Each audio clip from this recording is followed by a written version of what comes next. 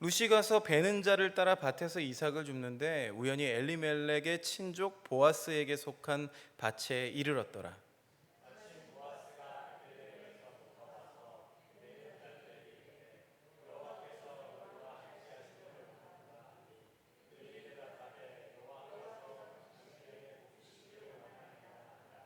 보아스가 베는 자들을 거느리는 사환에게 이르되 이는 누구의 소녀냐 하니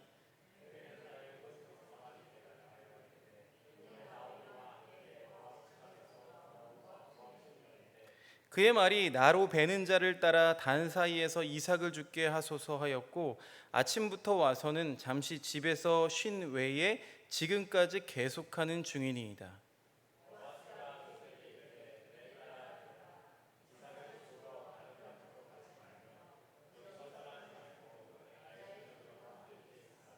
그들이 베는 밭을 보고 그들을 따르라. 내가 그 소년들에게 명령하여 너를 건드리지 말라 하였느니라. 목이 마르거든 그릇에 가서 소녀들이 길어온 것을 마실지니라 하는지라.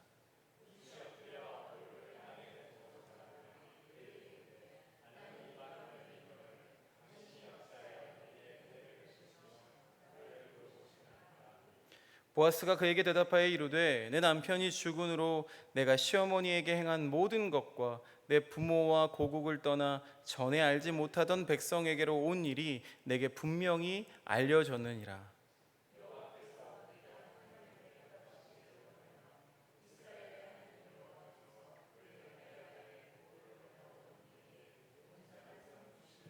13절 함께 읽겠습니다. 룻이 이르되 내 주여 내가 당신께 은혜 있기를 원하나이다. 나는 당신의 하녀 중에 하나와도 같지 못하오나 당신이 이 하녀를 위로하시고 마음을 기쁘게 하는 말씀을 하셨나이다 하니라. 아멘. 아프리카에서 쓰는 우분투라는 말이 있습니다. 우분투 들어보셨나요?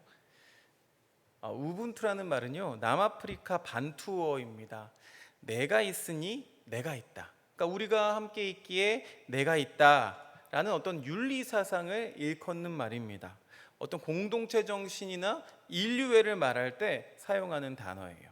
근데 노벨 평화상 수상자였던 남아프리카 공화국의 대통령을 지냈던 넬슨 만델라가 이 우분투에 대해서 이렇게 설명을 했습니다. 옛날에 우리가 어렸을 적에 한 여행자가 마을에 들렀습니다. 하지만 그는 음식이나 물을 달라고 하지 않았죠. 오히려 자신에게 음식을 주고 환대해주는 마을 사람들을 말려야 했습니다. 이것이 바로 우분투입니다. 여러분, 이스라엘에도 나그네를 환대하는 법이 있었습니다. 이게 동서고금을 막론하고 사회 풍습 가운데 비슷한 풍습들이 있는 것 같아요. 우리나라에도 뭐가 있죠? 정이라고 하는 게 있죠. 정이라는 정서가 밑에 깔려 있어서 어려운 사람들을 만나면 또 도와주고 또 필요를 채워주기도 하는 아주 좋은 미풍양속이 우리에게도 있습니다.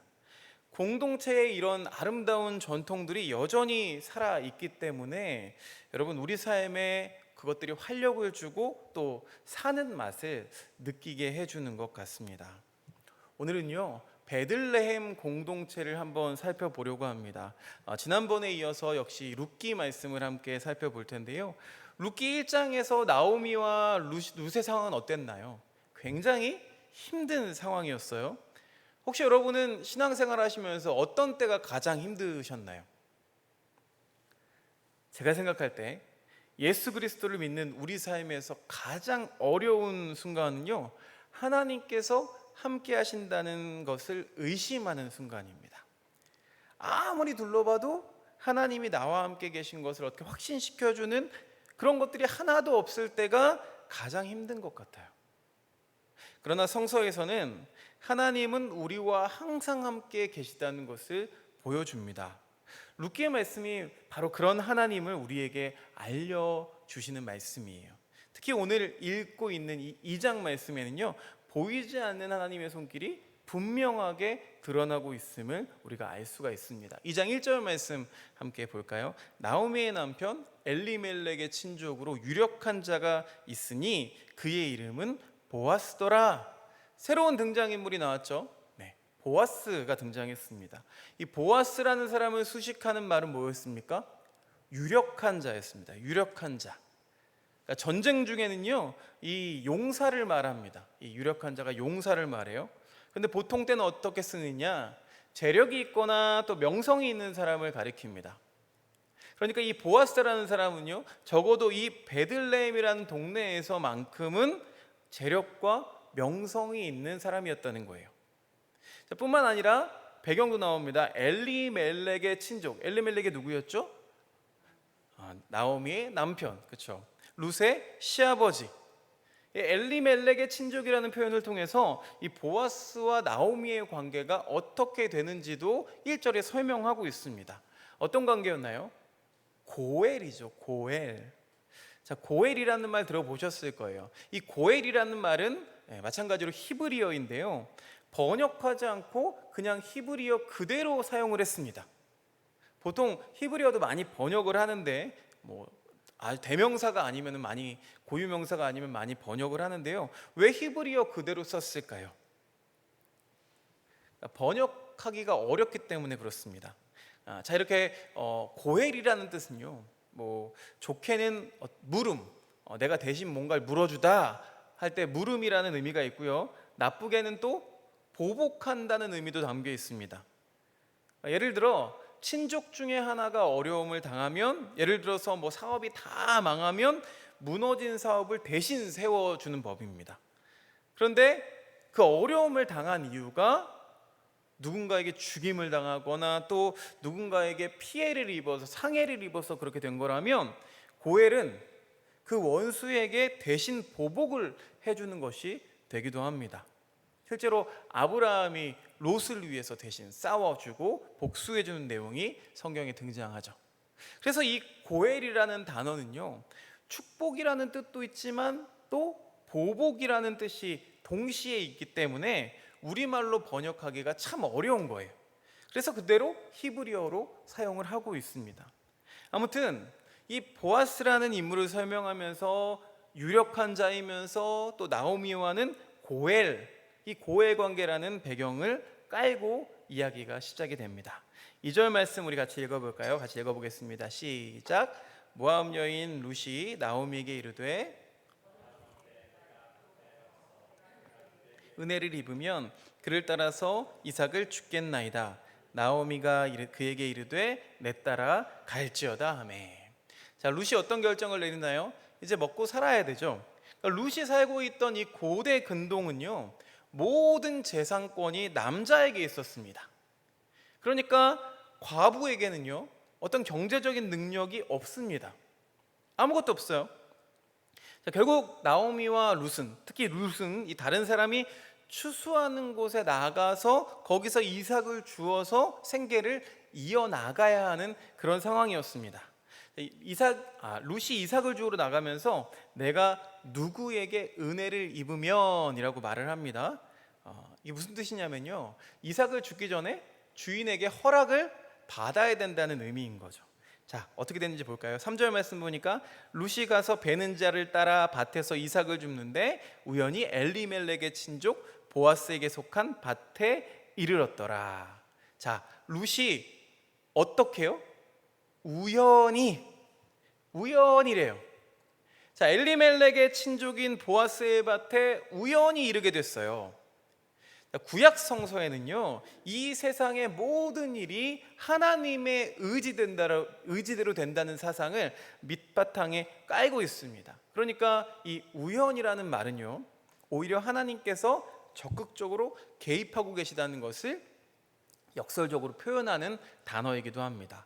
근데 비슷한 표현이 바로 이어서 4절에도 또 나오죠. 4절 보니까 마침입니다. 마침 보아스가 베들레헴에서부터 와서 베는 자들에게 이르되 여호와께서 너희와 함께 하시기를 원하노라 하니 그들이 대답하되 여호와께서 당신에게 복 주시기를 원하나이다 하니라. 마침이래요. 마침. 우연히 왔는데 또 마침 보아스가 베들레헴에서부터 와서 하필이면 그 시간에 룻이 보아스의 밭에 있을 때, 보아스가 그 시간에 찾아온 거예요.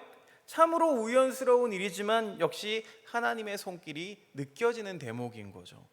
이 마침이라고 번역된 말은요, 히브리어로 히네라는 말인데요, 이런 표현입니다.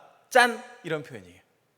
짠 하고 장면이 바뀌면서 어떤 놀라운 일이 벌어지거나 이야기에 긴박감을 더해줄 때 이 히네라는 용어가 사용이 됩니다.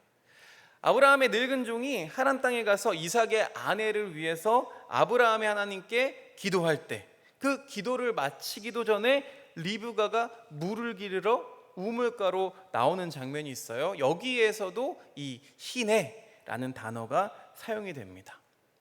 하나님의 인도하심과 기도의 응답이 있음을 표현해주고 있는 단어인 거죠. 여러분, 사랑하는 여러분의 배우자 만나실 때도 다들 이런 응답들 받으셨죠? 아멘 안 하시네요. 보이지는 않지만 하나님의 인도하심, 하나님이 함께 하실 때에 그 하나님의 인도하심으로 말미암아 하나님의 백성들은 가장 복된 인생을 걸어가게 되는 줄로 믿습니다.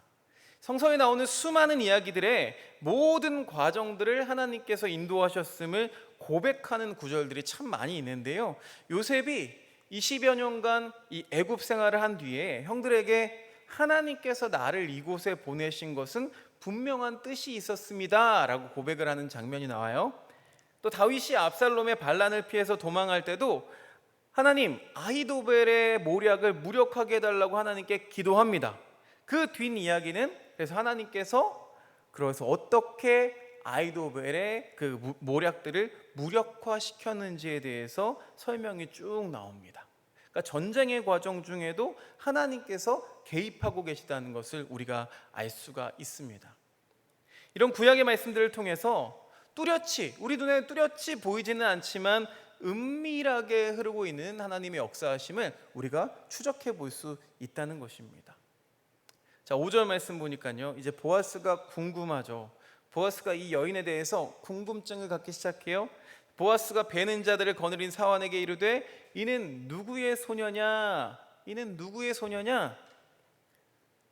자, 고대 근동에는 한 사람이 누구인지를 알기 위해서는 그 사람이 속한 가족이나 부족이나 사는 지방을 알아야만 했습니다. 저희도 어디 김 씨세요? 어디 박 씨세요? 물어보는 것처럼 이런 걸 다 알아보는 거죠. 그래서 이 질문에는 이 여자가 누구에게 속해 있는 여자냐라는 질문이 담겨 있는 거죠. 사환들이 뭐라고 대답해요? 그녀가 모압 여인이라는 것을 보아스에게 말해줍니다. 자, 이 베들레헴 공동체의 첫 번째 특징이 여기서 등장하는데요, 그건 바로 이 공동체가 좋은 이야기를 나누는 공동체였다는 거예요. 모압에서 베들레헴으로 돌아온 나오미, 이 나오미의 형편은요 아주 기구했어요. 남편과 아들들이 다 죽었죠. 심지어 자손도 낳지 못한 채로 죽었기 때문에 여러분, 이런 형편에 처하게 되면 사람들의 입방아에 오르내리게 되죠. 1장 19절에 보면은요 이런 말씀이 있어요. 그가 나오미냐? 이런 말씀이 있어요. 저는 이걸 어떻게 처음에 읽었냐면, 야, 저 사람 나오미야? 이러면서 약간 흉보는 느낌으로 저는 좀 읽었었는데, 주석을 보다 보니까 또 이런 해석도 있더라고요. 나오미야? 나오미야? 하면서 환영해줬다 라는 표현도 나와 있습니다. 이 내용들을 보면은요, 이 나오미가 굉장히 입방아에 오르내릴 수 있고 구설수에 오를 수 있어요. 야, 지 살겠다고 모압으로 갔다가 거기서 죄를 짓는 바람에 그 형벌이 이 가정에 떨어진 거야 라고 사람들이 인식했을 수도 있고, 그것 때문에 나오미가 심각한 죄의식에 사로잡혔을 수도 있을 거예요. 그런데 룻기서를 다 읽어봐도요, 한 사람도 이들을 향해서 험담하고 있는 것을 발견할 수가 없어요. 좋은 이야기만 나눕니다. 아무도 이들에 대해서 함부로 말하지 않고 오히려 베들레헴에 돌아온 이들의 착한 행실을 온 마을 사람들이 칭찬해 주는 것을 볼 수가 있어요. 여러분이 속한 가정과 또 일터 그리고 공동체는 어떻습니까? 좋은 이야기가 오가고 있나요? 내 입에서 좋은 이야기가 나갈 때 나에게도 좋은 이야기가 돌아오게 될 줄로 믿습니다. 우분투 하는 것이죠. 지금 우리 사회는 온갖 희롱하는 말들과 험담이 가득합니다. 네거티브를 하지 않으면 안 될 것 같은 그런 시대의 문화에 우리가 휩쓸려서 살고 있어요. 바라기는 우리 가정 공동체, 우리 교회 공동체만큼은 좋은 이야기가 오갈 수 있게 되기를 주님의 이름으로 축원합니다. 이 모압 여인 룻에 대한 좋은 이야기를 들었던 이 보아스가 어떻게 하는지를 우리가 볼까요? 7절과 8절 말씀 같이 읽어보겠습니다. 시작.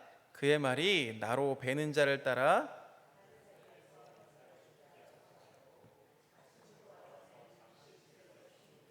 지금까지 계속하는 중이니이다.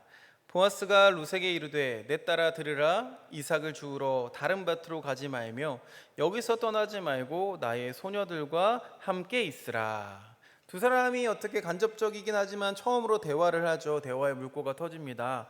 룻이 먼저 이삭 줍는 것에 허락을 바라고 있고, 보아스는 그런 룻의 요청에 대해서 그녀의 기대보다 훨씬 더 관대한 처분을 내리고 있습니다. 10절 말씀 보면은요, 10절에 보면은요, 보아스의 관대함에 대해서 룻이 심지어 땅에 엎드려서 감사를 해요. 이방 여인에게, 거기다가 과부인 자기에게 아니 왜 이렇게까지 하면서 놀라워하고 있어요. 여기서 두 번째 이 베들레헴 공동체의 특징이 나옵니다. 이 공동체는요, 따뜻한 마음으로 돌보는 공동체였다는 것입니다. 룻이 이삭을 주우러 밭으로 왔는데 그냥 끼니를 때울 정도만 주우려고 왔는데, 일단은요 다른 곳에 가지 말고 한 곳에서, 이곳에서 힘들지 않게 이삭을 줍도록 배려를 해줍니다. 또 금방 베어낸 자리에서, 그러니까 다른 사람들이 주워가기 전에 더 많이 주워갈 수 있도록, 이삭을 더 많이 주워갈 수 있도록 또 배려합니다. 심지어 자기 밭에서 일하는 이 자들에게 룻을 건드리지 말라고 하면서, 여러분, 남자들로부터 안전도 지켜주고 있습니다. 자, 9절 끝에 보니까요, 목이 마르거든 그릇에 가서 소년들이 길어온 것을 마시라고 해요. 룻이 이삭을 줍는 데 있어서 하나도 불편함이 없도록 모든 편의를 제공해 주고 있습니다. 이 베들레헴 공동체의 따뜻함을 또 찾아볼 수 있는데요, 보아스뿐만 아니라, 우리가 보아스는 흑심이 있어서 그런 거 아닌가요? 라고 생각할 수 있는데요, 바로 이 보리밭에서 일하고 있는 일꾼들이에요.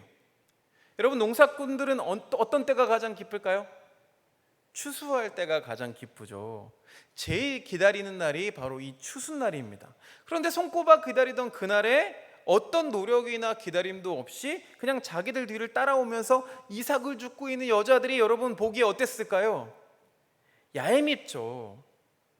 자기들은 고생하면서 추수를 기다렸는데 땀도 흘리지 않고 노력도 하지 않고 와서 공짜로 주워가니까 이게 얼마나 얄밉겠습니까? 그럼에도 불구하고 아무도 이 룻을 향해 핀잔을 하지 않습니다. 오히려 이들의 문화는요, 이삭을 일부러 떨어뜨리는 문화까지도 있었어요. 많은 것을 기대하지 않고 왔는데 룻은 이 밭에서 많은 배려와 환영을 받고 있어요. 사람들은요, 환영을 받으면 마음이 기쁩니다. 환영받는 곳에 계속 있고 싶어 해요. 제 기억에 이 교회라는 곳은 대표적으로 환영해 주는 곳이었습니다. 우리 교회에도요, 새로 오신 새 교우들에게 좀 피드백을 좀 받아보면 우리 교회가 그다지 부담스럽지 않은 교회래요. 이게 장점일 수도 있겠지만, 그리고 또 하나의 피드백은, 감사한 것은요, 우리 교회가 적극적으로 막 표현하진 않지만 참 따뜻하게 느껴진다고 해요. 새 교우들을 따뜻하게 환영해 주신 모든 교우들께 감사를 드립니다. 여러분, 세상은 늘 춥습니다. 영혼의 겨울을 만난 사람들이 너무나 많아요. 그래서 추운 겨울날 난로가에 사람들이 이렇게 모이는 것처럼 우리 교회가 따뜻한 사랑의 공동체가 될 때, 환영해주는 공동체가 될 때 이 영혼의 겨울을 만난 사람들이 교회로 모이게 될 줄로 저는 믿습니다. 자, 룻이 기대했던 것보다 훨씬 더 많은 배려를 받으니까 넙죽 엎드렸어요. 룻의 이런 반응에 대해서 보아스의 대답이 또 11절과 12절 말씀에 나오는데요, 오늘 읽은 룻기 2장의 가장 중요한 초점이라고 할 수 있겠습니다. 11절과 12절 말씀을 우리 같이 읽어보기 원합니다. 시작. 보아스가 그에게 대답하여 이르되 내 남편이 죽은으로 내 부모와 고국을 떠나 전에 알지 못하던 백성에게로 온 일이 내게 분명히 알려졌느니라. 여호와께서 내가 행한 일에 보답하시기를 원하며 이스라엘의 하나님 여호와께서 그의 날개 아래에 보호를 받으러 온 내게 온전한 상 주시기를 원하노라 하는지라. 아멘. 자, 보아스가 뭐라고 말해요? 자신의 관대함이, 내가 지금 베푸고 있는 이 관대함이 오히려 룻의 관대함에 대한 반응이라고 말하죠. 이 보아스는요, 룻이 시어머니였던 나오미에게 보였던 어떤 헌신과 성실함에 대한 반응이다라고 말하면서 여호와께서 룻의 행동에 대해서 그래서 보응하시고 그녀를 보호하기를 원한다라고 말하고 있습니다. 그런데 여러분, 지금 눈에 가시적으로 보이는 것은 이 룻의 헌신에 대해서 반응을 누가 하고 있어요? 네, 보아스가 하고 있어요. 보아스 자신이 하고 있죠. 결국 룻을 보호하게 되는 것은 보아스 자신입니다.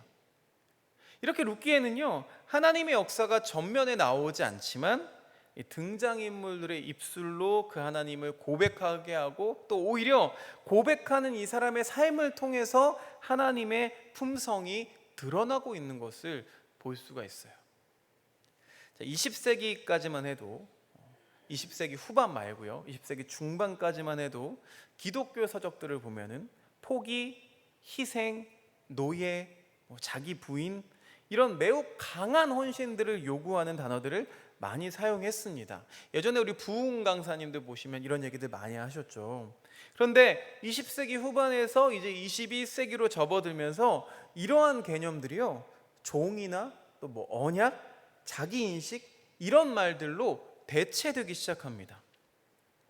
물론 사람들에게 혐오감을 주는 어떤 그런 말들, 그런 개념들을요, 덜 자극적인 것들로 대체했다라고 우리가 말할 수도 있겠지만, 이것은요, 일면은 우리 신앙의 자세가 희석되어 가는 현상을 단적으로 보여주는 사례라고 할 수 있습니다.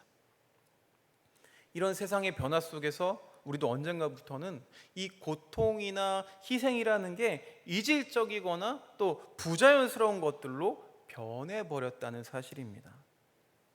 게다가 여러분 어떻습니까? 믿는 사람들 중에도 이 세상에서 성공해서 물질의 복을 누리는 것을 당연하게 생각하는 사람들이 태반입니다.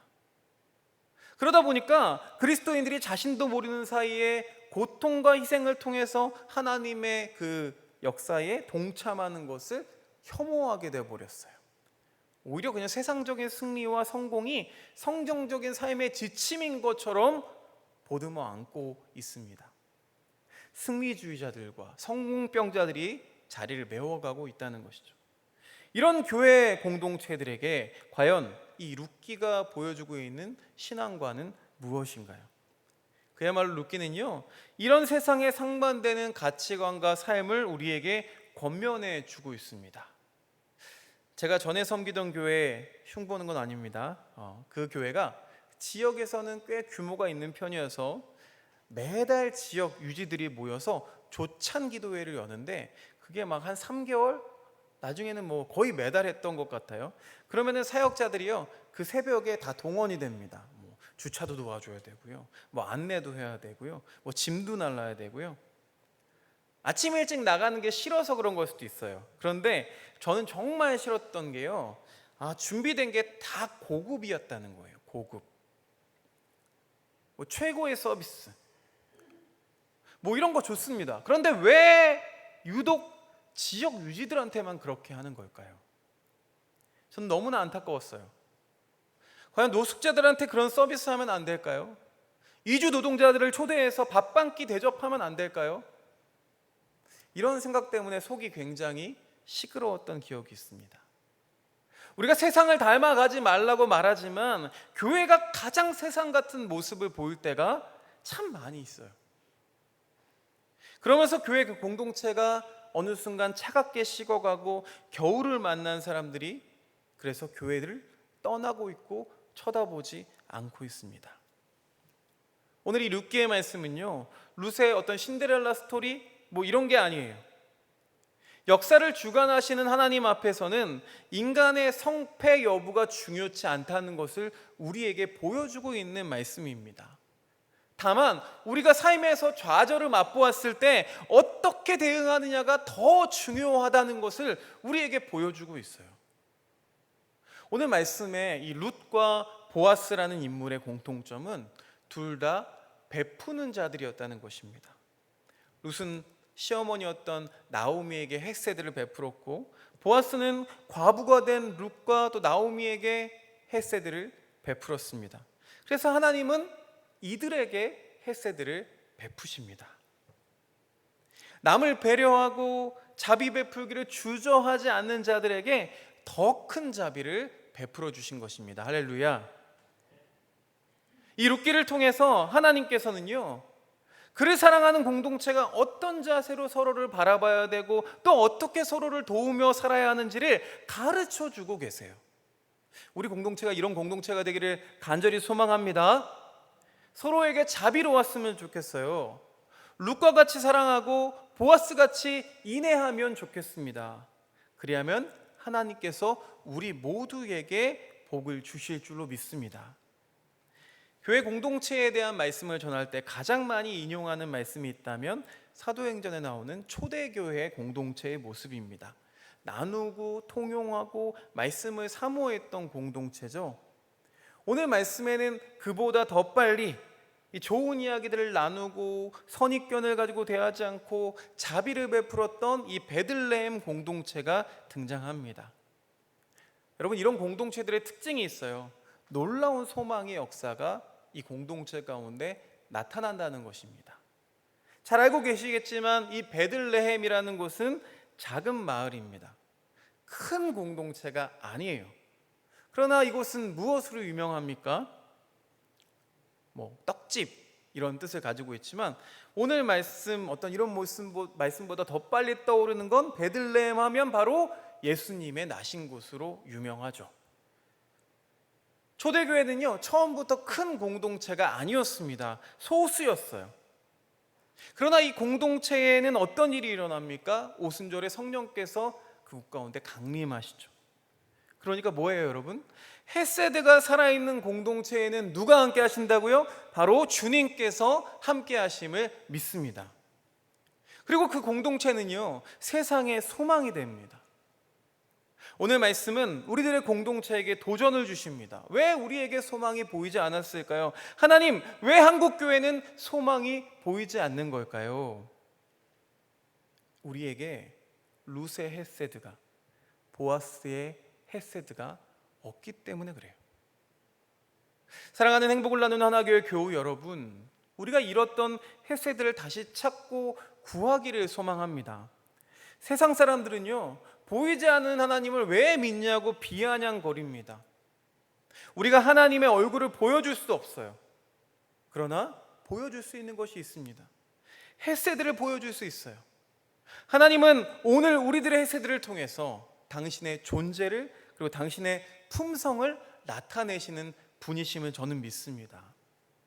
헤세드가 가득한 공동체가 되기를 소망하면서 우리의 가운데, 우리 공동체 가운데 헤세드가 가득하게 되면 이곳에 소망이신 성령님께서 함께 하시기를 간절히 축원합니다. 하나님 감사합니다. 오늘도 주의 말씀을 듣고 함께 기도로 나아갑니다.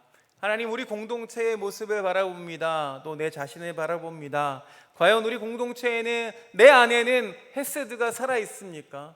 아니면 완전히 변질되어서 이제 세상의 성공만을 추구하고 실패하기를 두려워하고 고난과 희생과 헌신을 겪는 것을 두려워하고 있지는 않습니까? 주여, 다시 한번 그 헤세드를 되찾기를 원합니다. 회복하기를 원합니다. 하나님, 그 헤세드가 우리 안에 넘칠 때에 반드시 주님께서 함께 하시고 많은 사람들이 우리 공동체의 모습을 통하여서 하나님이 살아계시다는 것을 바라보며 주님께 모이는 그 따뜻한 곳으로 모여서 그 영혼의 겨울이 온전히 따뜻함과 봄을 경험할 수 있도록 주여 이끌어 주시고 함께하여 주시옵소서. 이 밤에 함께 기도하오니 모든 기도 가운데 주님 응답하시고 함께하여 주시옵소서.